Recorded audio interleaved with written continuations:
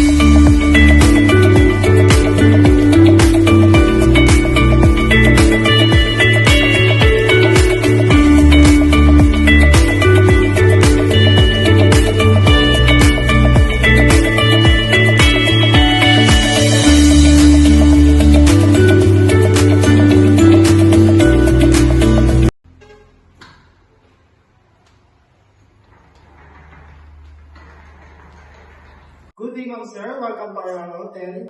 Good day, ma'am, sir. How can I help you? Do you have available room? Yes, ma'am, sir. We have available room. How many guests are coming? Just two of us. We have a room available for two. Are you staying in one? Yes, only one. Okay. Okay, ma'am. The room is air conditioned and includes a breakfast, and the rate is 2,000 per night. It's okay, ma'am, sir. Okay. How can I pay? You may pay cash or by card. Okay, I will pay in cash. Here's our payment. May you please check your valid ID? Oh, sure. Where's my ID? Thank you, sir. Here's your receipt. Thank you. Here's your room. You're on the 5th floor, room 108. Okay, thank you very much. Enjoy your stay. Please follow me, sir. Thank you.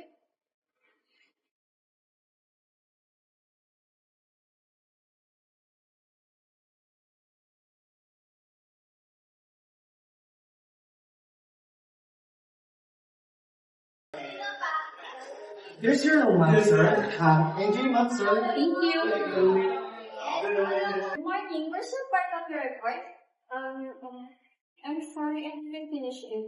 What's going on? You didn't finish your part of your report. Now we're delayed. I understand your concern, ma'am. I have a technical issue, but I should have informed you earlier. I apologize. Okay, it's fine. Let's just fix it together so we can solve it on time. Good job. Handling the situation professionally, open communication helps avoid conflict. So, what's the status now? We're gonna fix it now. Hazel will catch up. Oh, okay, great. Keep me posted.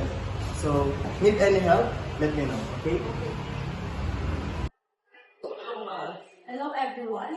With Mariel, our new service customer specialist. Good morning. I'm happy to be part of the group. I'm Mariel. Welcome. If you need anything, just ask. Biglang na kabisi. These are Angel and Cyrus. They will help you settle. Nice to meet you. We're having coffee break soon. Do you want to join?